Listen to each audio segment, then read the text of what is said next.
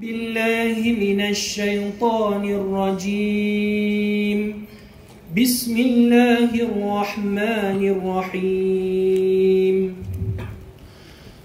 ولو جعلناه قرآنا أعجميا لقالوا لولا فصلت آياته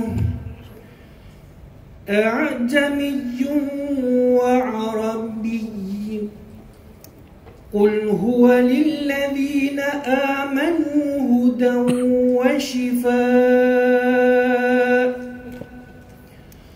والذين لا يؤمنون في آذانهم وقر وهو عليهم عمى أولئك ينادون من مكان بعيد ولقد آتينا موسى الكتاب فاختلف فيه ولولا كلمة سبقت من ربك لقضي بينهم وإنهم لفي شك منه مريب من عمل صالحا فلنفسه ومن أساء فعليها وما ربك بظلام للعبيد إليه يرد علم الساعة وما تخرج من ثمرات من أكمامها وما تخرج من ثمرات من أكمامها وما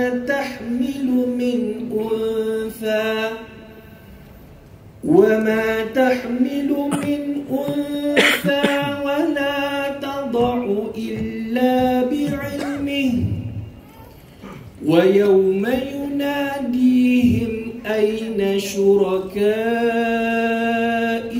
قالوا آذناك ما منا من شهيد وضل عنهم ما كانوا يدعون من قبل وظنوا ما لهم من محيص صدق الله العظيم.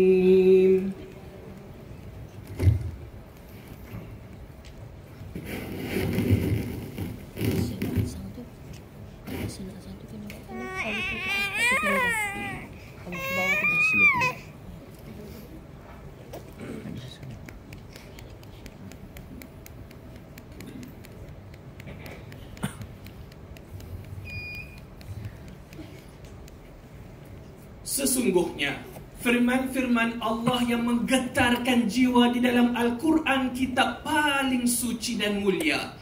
Sejak awal Nabi Adam alaihissalam diajar untuk mengerti dan memahami, Nabi Ibrahim alaihissalam diasuh agar berfikir dan mentafsir.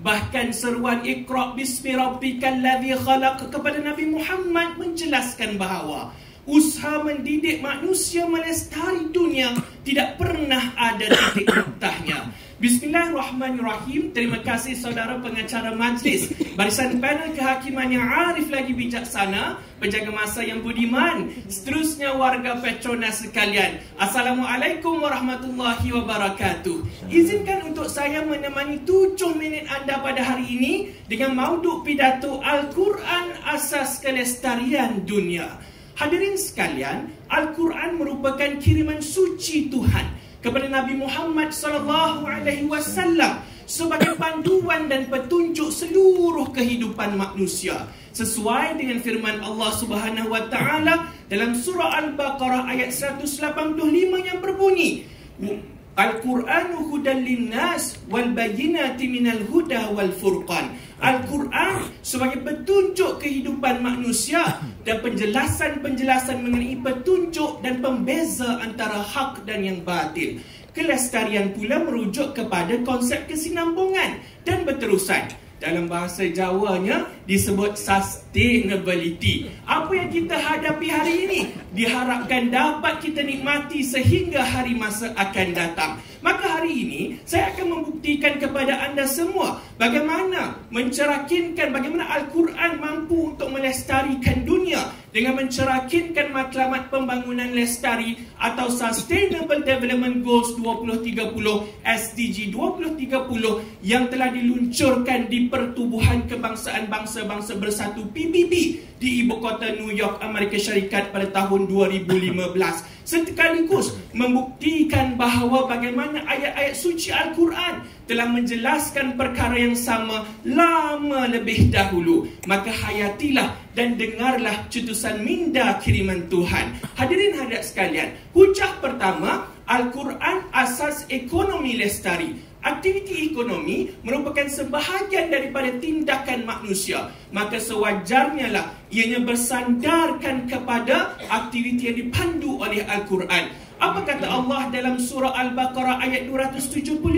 Wa ahallallahu al-bai' wa harrama riba. Allah menghalalkan jual beli dan mengharamkan riba. Memperlihatkan betapa Allah memberikan jaminan kepada komitmen kepada keadilan ekonomi walaupun hatta sekecil-kecil urusan jual beli dengan mengharamkan riba atau apa yang kita fahami sebagai interest yang mencengkam. Dalam surah Al-Mulk ayat ketiga, Allah mengingatkan manusia untuk hidup seimbang dengan masyarakat dan diri sendiri supaya mencegah apa yang kita panggil sebagai monopoli ataupun pemusatan ekonomi kepada sesetengah kelompok dan individu sahaja. Ini bersesuaian dengan apa yang diluncurkan oleh PBB SDG yang pertama, iaitu menamatkan kemiskinan dalam semua bentuk ekonomi. Contoh Petronas yang terdekat adalah apabila kita menyumbang lebih 1.2 trilion ringgit Malaysia kepada kumpulan wang amanah negara sehingga hari ini direkodkan untuk pembangunan negara bersama. Hadirin hadirat sekalian, hujah kedua, Al-Quran asas pendidikan lestari. Dalam menuju sebuah masyarakat yang lestari, aspek sosial seperti pendidikan tidak boleh dikesampingkan. Apa firman Allah dalam surah Al-Mujadalah ayat ke-11? Yarfa'illahu alladhina amanu minkum walladhina utu ilma darajat. Allah akan meninggikan orang-orang yang beriman, darjat orang-orang yang beriman di antara kamu dan orang-orang yang diberi ilmu pengetahuan. Matlamat SDG keempat, iaitu menjamin pendidikan berkualiti, mahu menjelaskan bahawa meletakkan peluang kepada semua manusia untuk berpeluang mendapat pendidikan yang sama. Namun hadirin, sedar ataupun tidak, sehingga hari ini terdapat 617 juta kanak-kanak di seluruh dunia masih tidak tahu membaca dan mengira, manakala lebih 750 juta orang dewasa masih lagi buta huruf. Hadirin hadirat sekalian, sekali lagi Petronas menjadi contoh yang baik. Sejak 1975, Petronas melalui Yayasan Petronas telah membelanjakan ratusan juta ringgit untuk menaja lebih 37,000 peluang pelajar untuk melanjutkan pelajaran dalam bidang-bidang strategik yang akhirnya melahirkan generasi yang mampu untuk melestari kehidupan dunia. Yang ketiga, Al-Quran asas alam sekitar lestari.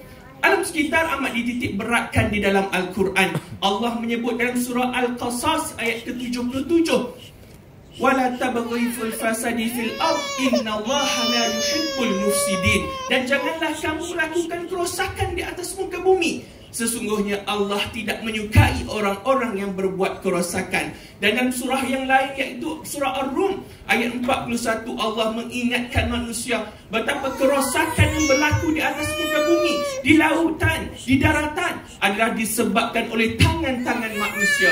Lihatlah bagaimana manusia hari ini menjarah alam sekitar begitu ratus sekali. Pembalakan haram, sungai-sungai diberikan pencemaran, pembalakan haram, semua ini memastikan dan mematikan alam sekitar, menjadikan dunia semakin tenat. Hadirin sekalian, Petronas demi menjahut sabaran SDG ke-13 dan ke-14 untuk menyelamatkan alam sekitar telah mengisytiharkan sebuah aspirasi pada tahun 2020 iaitu net zero carbon emission menjelang 2050 dan banyak sekali inisiatif untuk memastikan pengurangan pelepasan karbon menjelang tahun 2050 yang dilakukan oleh Petronas.